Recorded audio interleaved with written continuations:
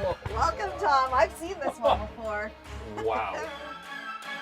It's a little scary, to say the least, and not just because it's Halloween. It's just scary. There's a lot going on. It's off of the family room.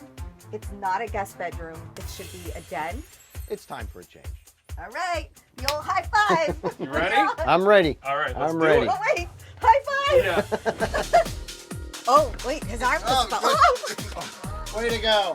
I personally thought the Halloween room was a lot of fun. What else you got in there? You got a rat? I got a rat. Yeah, let's see that. All right. A lot of people took it a little too seriously. Some women were even too scared to even step into the room. Oh! I can't seem to get a date, and having a coffin in my house clearly is not helping the situation.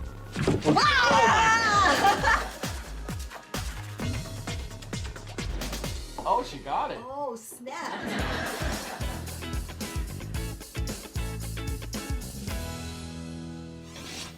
That wallpaper was old and there was no chance it was gonna come out without a fight. We got to paint right over the wall covering, easy peasy. You ready for the tip of all tips? This is the best way to do a gallery wall. Lay the frames out, trace them, cut them, stick them on the wall so you can move it around until it's perfect, and then get a big hunky carpenter like Tom Burry to put them up. How many times have you tried to hang up a piece of art that has two hooks on it, opposite sides, and no matter how hard you try, you just can't get them lined up? I have such an easy tip. Take frog tape, poke a little hole, and transfer this tape onto the wall so you know exactly where your screws go. It works every time.